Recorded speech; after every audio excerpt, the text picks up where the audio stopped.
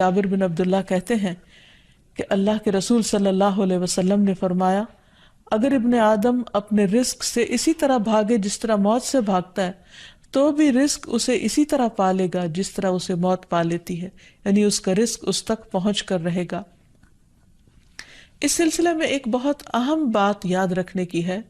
کہ انسان رزق کے معاملے میں ہمیشہ اللہ تعالیٰ کی طرف رجوع کرے اور کسی بھی پریشانی کی صورت میں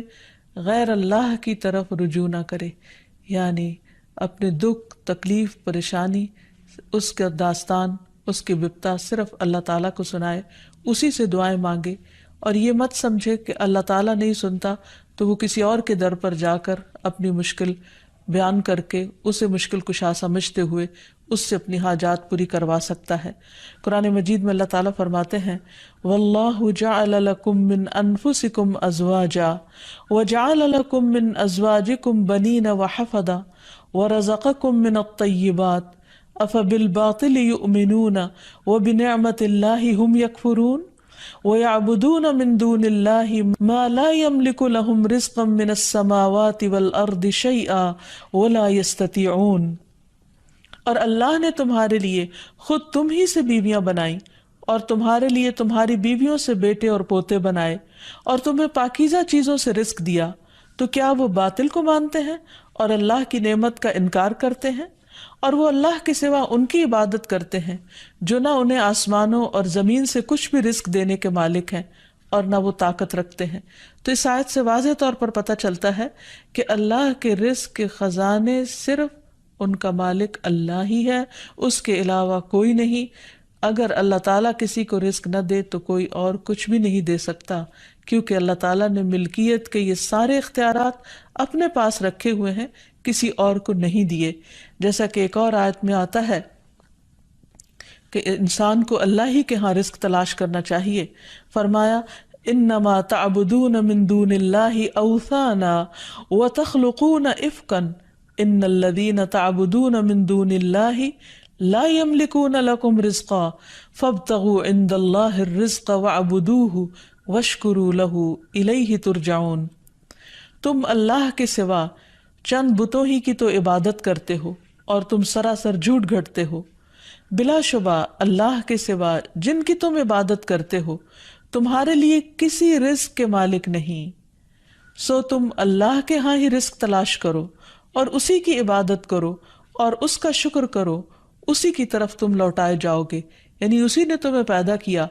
وہی تمہیں رزق دیتا ہے، اسی کی طرف تمہاری واپسی ہے۔ اس لیے تم نہ اللہ کے سوا کسی اور کی عبادت کرو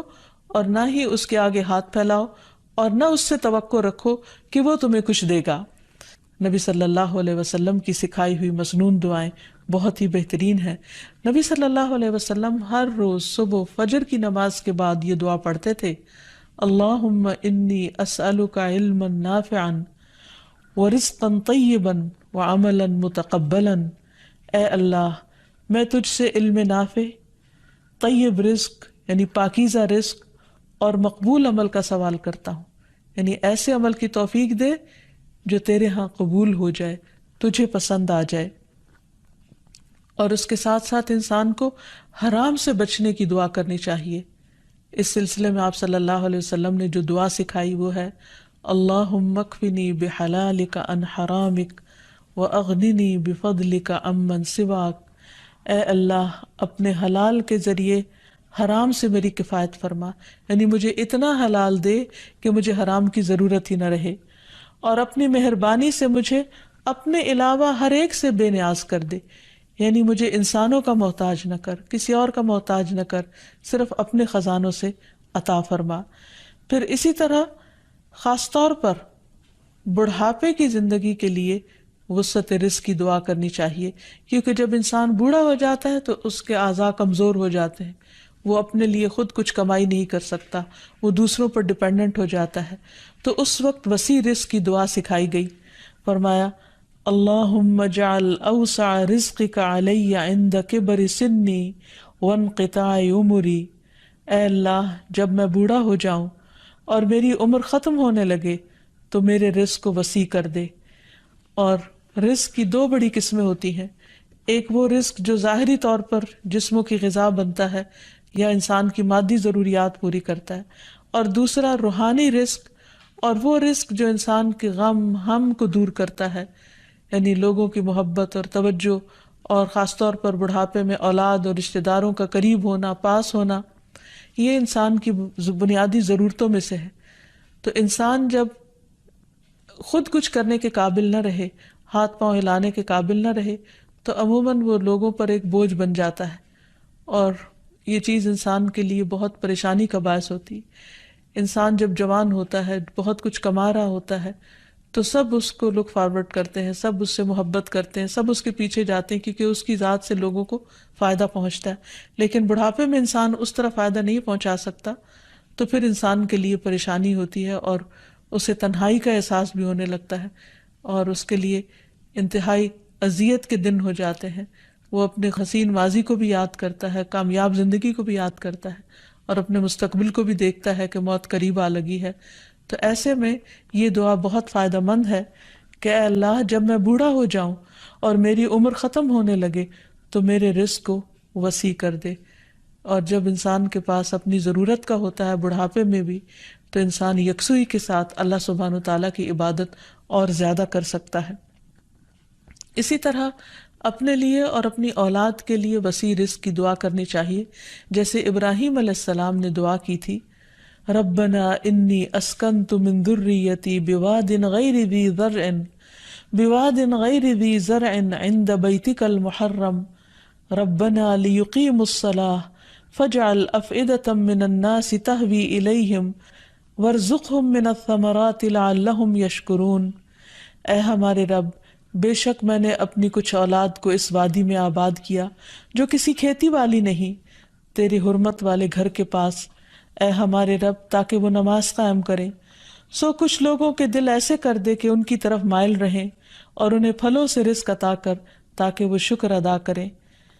تو اس میں ہم دیکھتے ہیں کہ ابراہیم علیہ السلام اپنے بچوں کے لیے روحانی رزق کی دعا بھی کر رہے ہیں، جذباتی محبت کے رزق کی دعا بھی کر رہے ہیں، اور پھر اس کے ساتھ ساتھ جسمانی رزق کی دعا بھی کر رہے ہیں جو ہر انسان کی ضرورت ہے، اور اس میں سے بھی بہترین رزق یعنی پھلوں کے رزق کی دعا کر رہے ہیں، کیونکہ انسان کو اللہ تعالیٰ کا صرف رزق ہی نہیں مانگنا چاہیے، بہترین رزق مانگنا چاہیے۔ یعنی ایک تو سمپل سی دعا ہے اللہم ارزقنی، اور پھر ورزقنا وانت خیر الرازقین، جو سورۃ المائدہ میں اللہ تعالیٰ نے دعا سکھائی ہے، اور ہمیں رزق دے اور تو سب رزق دینے والوں میں سے بہترین ہے۔ رزق کی تنگی میں خاص طور پر استغفار بہت فائدہ دیتی ہے، یعنی انسان کے گناہ انسان کے رزق کے راستے میں رکاوٹ بن جاتے ہیں۔ اور آخر میں یہ بات یاد رہے کہ انسان کے رزق میں اکثر اس کے اپنے گناہ رکاوٹ بن جاتے ہیں، اس لیے جب انسان ان گناہوں سے توبہ کرتا ہے، استغفار کرتا ہے، تو اللہ تعالیٰ رزق کے دروازے کھول دیتے ہیں، جیسے اللہ تعالیٰ کا وعدہ ہے۔ قرآن مجید میں آتا ہے، نوح علیہ السلام نے اپنی قوم سے کہا، فَقُلْتُ اسْتَغْفِرُوا رَبَّكُمْ إِنَّهُ كَانَ غَفَّارًا يُرْسِلِ السَّمَاءَ عَلَيْكُمْ مِدْرَارًا وَيُمْدِدْكُمْ بِأَمْوَالٍ وَبَنِينَ وَيَجْعَلْ لَكُمْ جَنَّاتٍ وَيَجْعَلْ لَكُمْ أَنْهَارًا۔ اور کہا کہ اپنے رب سے معافی مانگ لو، بلا شبہ وہ بڑا معاف کرنے والا ہے، وہ تم پر آسمان سے خوب بارشیں برسائے گا، اور تمہاری مال اور اولاد سے مدد کرے گا، تمہارے لیے باغ پیدا کرے گا اور نہریں جاری کرے گا۔ تو اس سے یہ پتہ چلتا ہے کہ دنیا میں جتنی بھی راحتیں اور رزق کی قسمیں ہیں،